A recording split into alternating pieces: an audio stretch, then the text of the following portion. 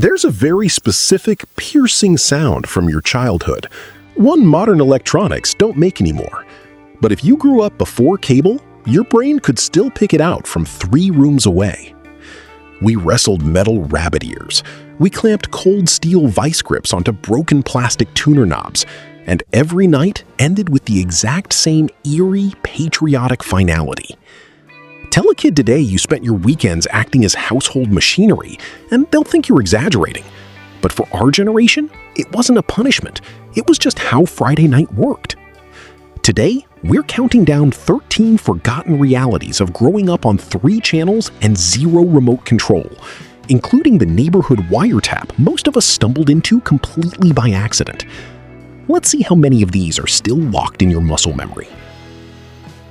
Long before anyone owned a plastic clicker, the most reliable piece of automation in the house was you.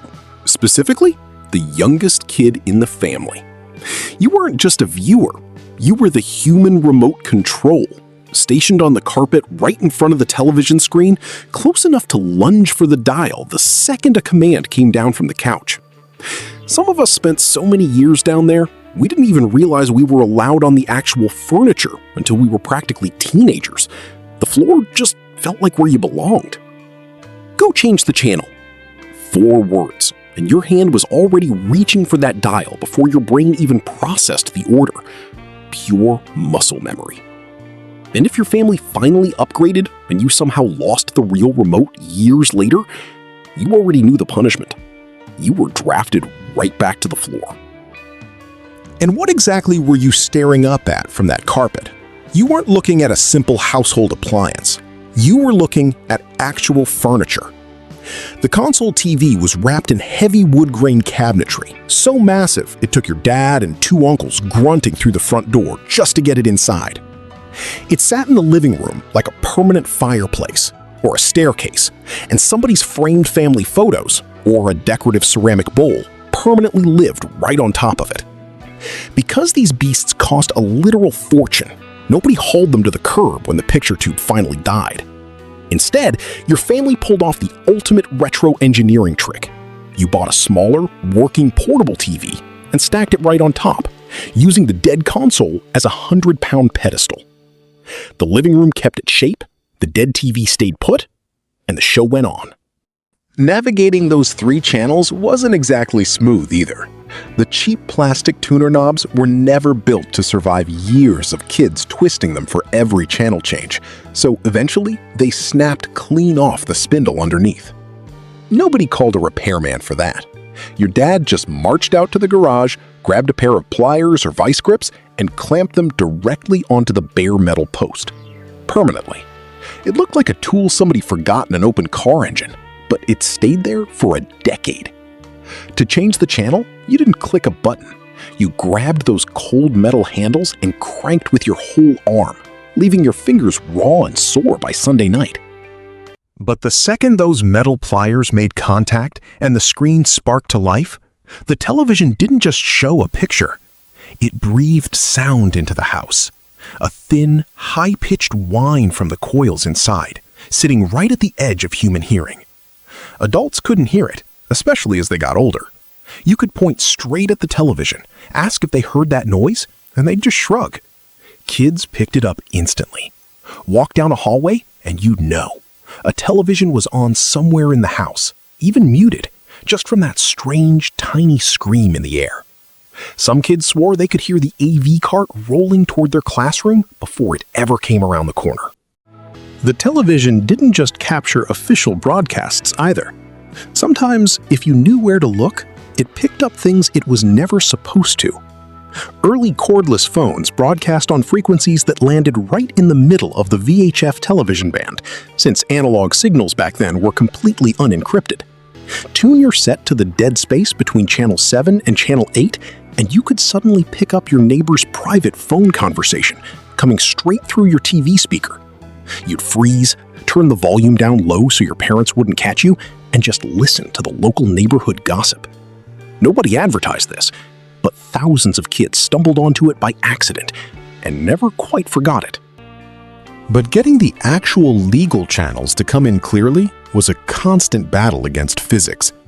The indoor rabbit ears on top of the set were incredibly finicky, and when angling the metal poles failed, your own body became part of the electronics.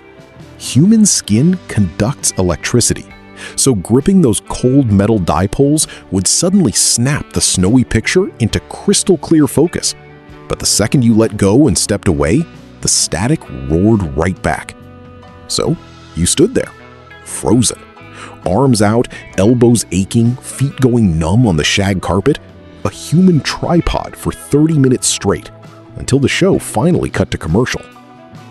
If your family had a large rooftop antenna instead, fixing bad reception turned from a solo struggle into a full military operation. Your dad would station himself in the living room, shouting directions out the front door to you or your brother on the roof, barking orders to turn the mast like a ship captain. Your sister stood at the window as the relay, knocking on the glass the second the screen cleared up. "Stop! Right there! Don't move!" And the entire house froze, because if you so much as shifted your weight up there, the picture vanished, and the shouting started all over again. Because television actually went to sleep at night, anyone who woke up too early was greeted by total silence, or something a little more unsettling. Before the morning broadcast started, stations ran nothing but silent calibration grids and color bars. If you grew up across the pond, you were stared down by Test Card F, a young girl playing tic-tac-toe with a creepy, motionless clown doll that seemed to look right through the glass. You'd sit there on the carpet in your pajamas, a bowl of cereal going soggy in your lap, enduring that eerie test tone, because you knew, eventually, the clown would vanish, and Saturday morning cartoons would take over. If you flipped the set on even earlier, you were met with what kids back then nicknamed bug fights, a chaotic swarm of black and white static, roaring with white noise. It genuinely looked like 1,000 insects tearing each other apart on the dark glass, and you'd scramble to turn the volume down before it woke the whole house. But hidden inside that noise was something none of us understood as kids. A small percentage of that static wasn't just dead air. It was leftover cosmic background radiation, ancient light from the birth of the universe, showing up uninvited on a Saturday morning, right in the middle of your living room. And nothing snapped you out of a lazy afternoon quite like regular programming suddenly cutting to a mandatory drill. This is a test of the emergency broadcast system. This is only a test.